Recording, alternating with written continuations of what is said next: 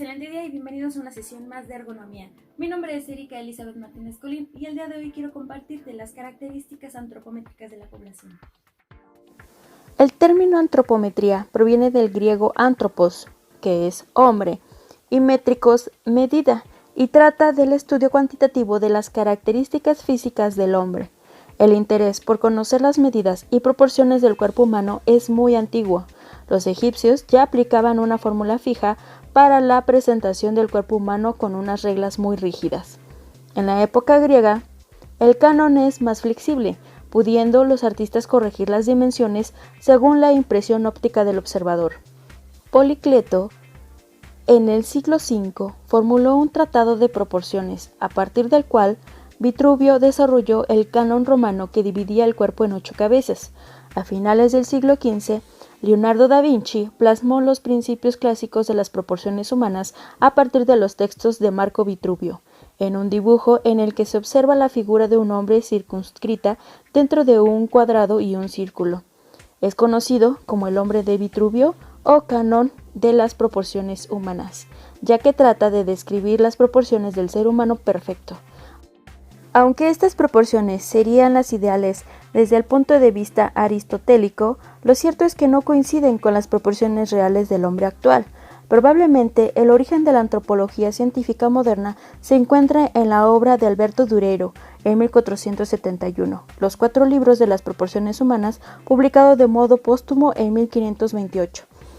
Actualmente, la antropometría es una disciplina fundamental en el ámbito laboral, tanto en relación con la seguridad como con la ergonomía. La antropometría permite crear un entorno de trabajo adecuado, permitiendo un correcto diseño en los equipos y su adecuada distribución, permitiendo configurar las características geométricas del puesto en un buen diseño de mobiliario, herramientas manuales, equipos de protección individual, etc. En definitiva, se trata de organizar y diseñar los puestos de trabajo determinando los espacios necesarios para desarrollar la actividad de manera que las personas puedan desarrollar su trabajo realizando todos los movimientos requeridos por la tarea sin verse expuesta a posibles riesgos derivados de la falta de espacio. Sin embargo, como ya sabemos, existe variabilidad entre las dimensiones del cuerpo de diferentes personas debido a factores como la edad, género y etnia. Esta variabilidad hace que sea necesario medir la población de personas que usará un elemento, de tal manera que se diseñe el mismo basado en los rasgos en los que se mueven cada una de las medidas de cada una de las personas que conforman dicha población. Para esto se debe de expresar las medidas de una población específica de trabajadores en tablas o fichas antropométricas, que muestren cada una de las divisiones estándar de los percentiles que están indicados en porcentajes de las personas entre la población o segmentos que tienen una dimensión corporal de cierto tamaño. En antropometría la población se divide para fines de estudios en 100 categorías, desde las más pequeñas en dimensión hasta los más grandes con respecto al tipo de medida, ya sea la estructura, peso, longitud de brazo, etc. Se utiliza la curva de Gauss o curva de distribución de frecuencia estándar para ilustrar los percentiles. Las tablas antropométricas se pueden encontrar distintas fuentes de datos antropométricos. La mayor parte de los estudios importantes sobre la antropometría aplicada en la ergonomía se realizó en Estados Unidos y en Europa en las décadas de los 60 hasta los 80. Durante este periodo se realizaron estudios tanto sobre población general como sobre grupos específicos con población laboral, militares, conductores, operadores de máquinas, mujeres, escolares, etc. Otra fuente de datos antropométricos son las tablas que se incluyen en las normas técnicas.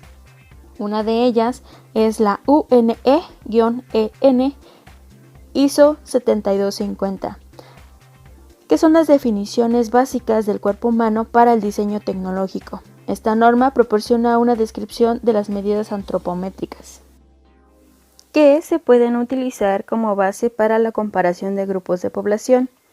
Establece 4 grupos de medidas fundamentales: las medidas tomadas con el sujeto de pie, como la altura, la estatura, la altura de los ojos, hombros y codo, anchura del pecho y de caderas, etc.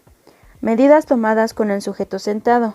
Aquí también se indica la altura sentado, la altura de los ojos, hombros y codo, anchura de hombros y de cadera, espesor del muslo, altura de las rodillas, etc. Medidas de segmentos específicos del cuerpo como la longitud de la mano, la anchura de la mano de los metacarpianos, la longitud del dedo índice, la longitud del dedo del pie, longitud de anchura de la cabeza, etc. Medidas fundamentales como el alcance del puño hacia adelante, la longitud de antebrazo punta de los dedos, longitud, popliteo trasero, profundidad del asiento, perímetro del cuello, pecho, cintura, muslo, etc. En total define 56 dimensiones para cada una de las cuales la norma indica la descripción, el método y el instrumento de medida, acompañado de una figura que facilita la comprensión de la misma. Y como esta norma internacional contamos con muchas más normas técnicas relacionadas con la antropometría.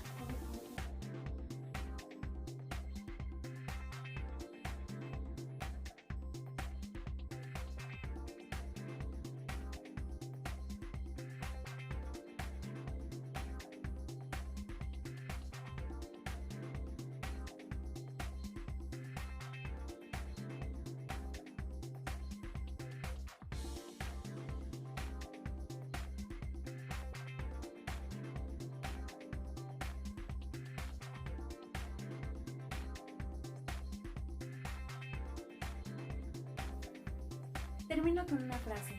Nuestros mejores éxitos vienen a menudo después de nuestras mayores decepciones. Nos vemos en el próximo video.